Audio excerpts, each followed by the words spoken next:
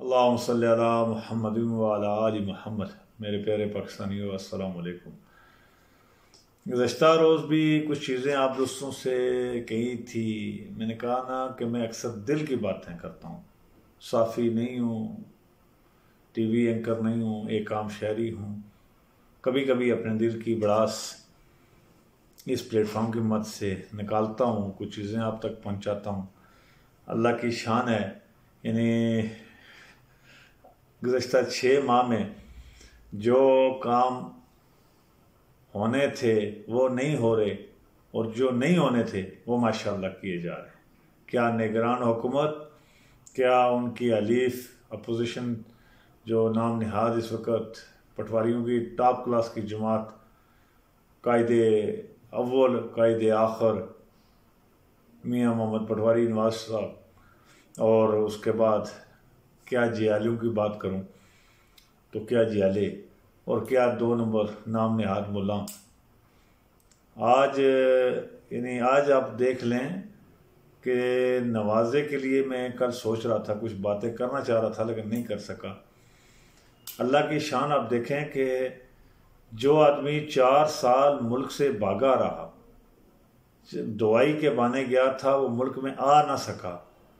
4 साल के बाद उसमें पाकिस्तान और पाकिस्तानियों के लिए इतनी मोहब्बत उसके दिल में आई कि वो बेचारा नंगे पांव भागता हुआ पाकिस्तान पहुंचा।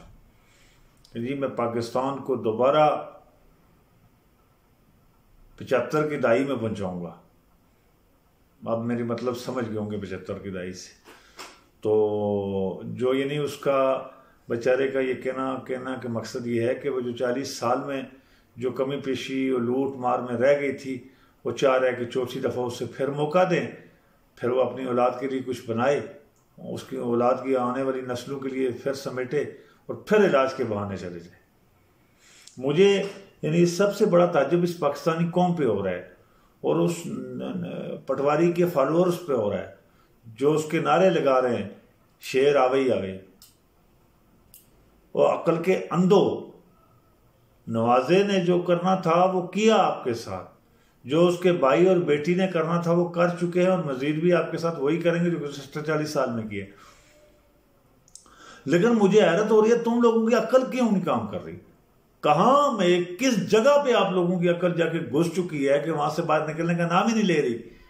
एक करप्ट को, एक डाकू को आप बार बार मौका देने के चक्कर में लगे हैं। यानी कोई मुझे उसकी ग्राउंड रियलिटी बता दे आदमी कि उस आदमी ने मासवाए जी बार बार जब पटवारियों से बात करें, रोडों का जाल बिछाया जी, रोडों का जाल बिछाया। मेरे मुंह से कुछ निकले ऐसा कि मैं आपको हर जगह आपकी आग लगे।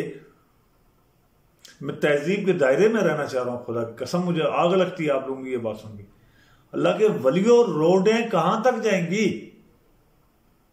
जरूरियात जिंदगी, सेहत है, तालीम है, बाकी जो और कई ऐसी चीजें हैं जो गरीब के लिए जरूरी हैं, जो रोजमर्रा जिंदगी के लिए जरूरी हैं, वो मौजूद नहीं।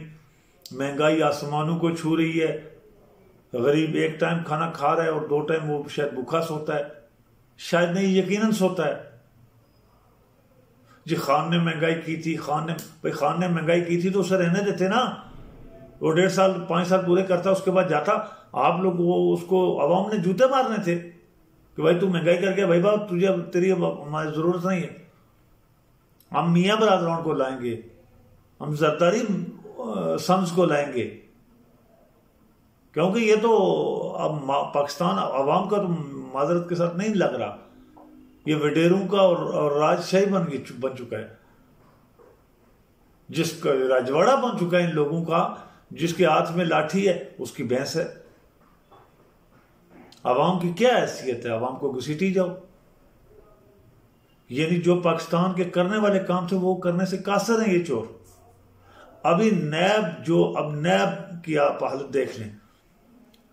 जब नवाज शरीफ आ रहा है 4 साल के बाद, तो केस वापसी की दरख्वास्त नैब दे रहा है कि हमारे पास कुछ भी नहीं है, तो हम केस वापस ले रहे हैं, और अदालतें फौरन उसको रिलीफ देती हैं।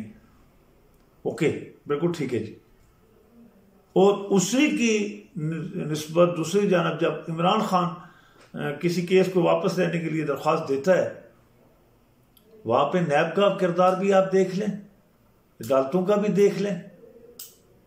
यानी गुज़श्ता 6-4 महीने से फैसले जमा किए हुए थे इस्लामाबाद हाई कोर्ट ने, और आज वो उन पे फैसले दे रही है। मुझे समझ नहीं आ रही इस्लामाबाद हाई कोर्ट के चीफ जस्टिस को, वो क्यों खान के फैसले या उनके केस खुद सुनना चाह रहा है, उन पे फैसले खुद देना चाह रहा है। कब्र में उस शख्स की टांगे हैं, लेकिन उसको मौत का खौफ तो है ही नहीं ना। ये तो मुझे कंफर्म हो चुके, मौत का खौफ उसके दिल में नहीं कि अल्लाह ने हिसाब लेना है, मैंने अल्लाह के पास जाना है।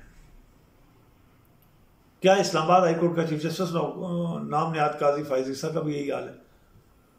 वो बुग़्ज़ इमरान में उसके अंदर जो बुग़्ज़ है वो खत्म ही नहीं हो रहा उसके अंदर से। यानी एक शहरी आज की डेट में दरख्वास्त दे रहा है कि जी इलेक्शन कमीशन को फरिश्ते जारी करने से रोकें, उस पे सुप्रीम कोर्ट के रजिस्ट्रार कोई इतराज नहीं लगा रहा, कोई कुछ नहीं कर रहा, और फिल फोर टिकर भी लग जाते हैं उस पे, वो फाइल भी हो जाती है वो दरख्वास्त, और उस पे बेंच भी बन जाता है एक दिन में। काजी साहब, पाकिस्तानी अवाम के माथे पे कुछ आपको लिखा हुआ नजर आ रहा है? आमिर फारूक और काजी फाइज ईसा, आप दोनों से मैं मुखातब हूं। मैं एक आम शहरी होने की हैसियत से आपसे मुखातब हूं। पाकिस्तानी अवाम के माथे पे कुछ ऐसा नहीं लिखा जो आप समझ रहे हैं। सारे बादशाह लोग हैं, समझ देख भी रहे हैं और सुन भी रहे हैं आप लोग क्या कर रहे हो। खुदा की कसम, आप लोगों के साथ वो होगी जिहड़ी अन्ने समाऊ की सी, मतलब सिंह पहाड़ी या गला खान जिहड़ी अन्ने समाऊ की सी। अन्ने समाऊ क्या की सी, ये पुछी नहीं आ, अगर जो तुसाने पेरे जीने देते उनसे पूछ लेना अपने वालिदैन से कि अंधे के साथ माँ ने क्या किया शुरू। इसलिए डरें, अभी भी वक्त है। मैं यानी अल्फाज ख़त्म हो जाते हैं आप लोगों के बुग़्ज़ को देख के, आप लोगों के इस अंदर की मुनाफ़िक़त को देख के, यानी आग लगती है अंदर। यकीन माने ताज्जुब होता है कि आप जैसे लोग इस मनसब तक पहुंचे कैसे। काज़ीउल क़ज़ा कहलाते हैं आप लोग।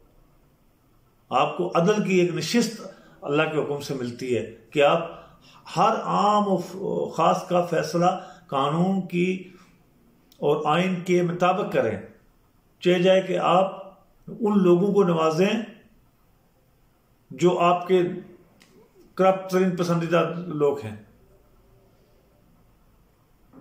आप जैसा ही। और दूसरा एक फरीक आ गया एहतसाब कमीशन में, वो एहतसाब अदालत लग चुकी है हडियाला में, वहां पे जज बशीर साहब गए। यानी केस क्या है जी, 190 मिलियन पाउंड। क्या क्या बोलूं, कहां से शुरू करूं, कहां पे खत्म करूं। यानी मजाक दर मजाक, यानी इस सदी के जो मजाक, बदतरीन मजाक, स्याह हरूफ में इंशाअल्लाह आपका हरूफ लिखा जाए, स्याह हरूफ में आपका नाम लिखा जाएगा तारीख में कि फलां इंसान का इस सदी में सन 2022, 2023 और 2024 में जो भी आपका रोल रहेगा वो स्याह हरूफ में लिखा जाएगा। ये मैं आज जिम्मेदारी से कह रहा हूं। मैं आज हूं, कल नहीं, मुझे नहीं पता, एक दिन मरना है मैंने इंशाअल्लाह। लेकिन मैं इस दावे से कह सकता हूँ आप लोगों का और आपके आने वाली नस्लों का नाम स्याह हरूफ में लिखा जाएगा। जो आप एक इंसान को हटाने के लिए पाकिस्तान और पाकिस्तान की आवाम के साथ कर रहे हैं, ये बहुत जुल्म कर रहे हैं आप। एहतसाब अदालत की जज लगाता है कटहरा हडियाला में 190 मिलियन पाउंड का। वो 190 मिलियन पाउंड काजी फाइज ईसा साहब कुछ दिनों पहले ही आपने उसको तकसीम किया, उन पैसों को मलिक रियाज के। वो सही थे, गलत थे, क्या थे, वो आपको बेहतर पता होगा। आपने तकसीम किया सिंध गवर्नमेंट को, वफाक को, फलां को। उसके बाद भी वो 190 मिलियन का केस बनता है इमरान खान पे। जज मोहम्मद बशीर का वहां बैठना बनता है। ना करो जज साहब, तुहानू लवे मौला ना करे करो। ये जुल्म पर जुल्म किए जा रहे हैं।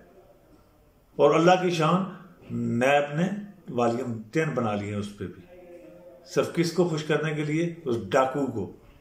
और उसकी क्यों कि उसके 10 वॉल्यूम बने थे, उसके भी जुर्मों की जो निश्चित किताब लिखी गई थी 10 वॉल्यूम में लिखी गई थी। 10वां वॉल्यूम आप लोगों को, आप जजेस ने भी आज तक नहीं खोला, आवाम के सामने नहीं लाया। और खान की दिलेरी देखें कि आज उसने आप लोगों को चैलेंज किया है, आप लोगों के अंदर हिम्मत गैरत है तो 10 के 10 वॉल्यूम आवाम के सामने ले आए। ये 10 वॉल्यूम जी इमरान खान की ये करप्शन है। खुदा की कसम उठा के कह सकता हूँ कि मैं आपके साथ इसी प्लेटफॉर्म में मैं सबसे पहला नारा आपके हाथ में लगाऊंगा। हाँ, इमरान खान चोर है, वो मुल्क के लिए मुखलिस नहीं है। हम अपने अदलिया के साथ और अपने इन 2 नंबर हुक्मरानों के साथ खड़े, बशर्ते कि आप साबित कर दें। और इंशाअल्लाह इज़्ज़ुजल आप साबित नहीं कर सकेंगे, क्योंकि उस शख्स ने आज तक करप्शन ही नहीं की। कोई उसे कह रहा तुम प्ले बॉय थे, कोई कुछ कह रहा है, कोई कुछ कह रहा है, कोई उसकी बीवी को लेके आ रहा है। आज उसने जाकर कहा हाँ भाई मैं खुली किताब हूं, करो 10 के 10 चीजों को शामिल। इलेक्शन कमिश्नर, तौहीन इलेक्शन कमिश्नर, जिसको पूरा पाकिस्तान गालियां दे रहा है, उस शख्स की गैरत नहीं जाग रही। इमरान खान के खिलाफ उसने तौहीन अदालत लगा के आज केस पर जारी कर दिया। अब फैसला ये हो रहा है कि अदालत में अल्लाह की शान देखो, या आप लोग ये उसकी इज्जत देखो खान की। अल्लाह ने उसको क्या मुकाम दिया कि आप भागे भागे वो अदालतों में आपके पास नहीं आ रहा, आप लोग उसके पास जा रहे हो। समझो, इसमें आपकी इज्जत नहीं, खान की इज्जत बढ़ रही है। आपको जो मशवरे दे रहे हैं वो गलत मशवरे दे रहे हैं। कमिश्नर साहब ना करो एंज, ना करो। यकीन माने मुझे आज आप पे हंसी आ रही है, आप लोगों पे गुस्सा नहीं आ रहा। आप अपना मजाक खुद बनवाई जा रहे हैं सॉरी। कोई गैरत नहीं आप लोगों को आ रही कि हम क्या कर रहे हैं, कौन कौन से केस उस पर लाद रहे हैं जो केस बनते ही नहीं है। यानी ये दुनिया, आपको शर्म नहीं आ रही कि पूरी दुनिया देख रही है, पूरी दुनिया में ये केस इन केसेस का क्या स्टेटस है। और जिसको बड़ी बड़ी किताबों में लोगों ने चोर डिक्लेयर किया है, उसको आप छतरी तले ला रहे हैं कि ईमानदारी का, उससे आप चाह रहे हैं कि ईमानदारी की छतरी के तले आ जाए। नहीं आ सकता सर जी, नहीं आ सकता। अभी भी वक्त है, तौबा कर लें, उसको आज़ाद करें, मुल्क को फ्री हैंड दें, मुल्क को आज़ाद तरीके से चलने दें। इन नौजवानों को अपने फैसले खुद करने दें। वो खान को लाएं, किसी को भी लाएं, अवाम को फैसला करने दें। अवाम को उस नैज पे ना लेके जाएं कि कल उनके हाथ आपके गिरबानों में पहुंचे। बातें बहुत सारी हैं, लेकिन मैं चाह रहा हूं कि इसी पे इख्तिताम करूं। क्यों? फिर आपसे बर्दाश्त नहीं होगी। गल्लां बोइयां, लेकिन आना सासरा कर ईश्वर अल्लाह तुसों की राय देने लें कि अल्लाह हिदायत दे। हिदायत ने चांस वैसे उस वक्त तक नहीं होने जदों तक बंदा तौबा ना करे, लेकिन फिर भी मैं दुआ करना। अल्लाह पाकिस्तानियों का हामी नासर हो। पाकिस्तान जिंदाबाद, खान पाइंदाबाद।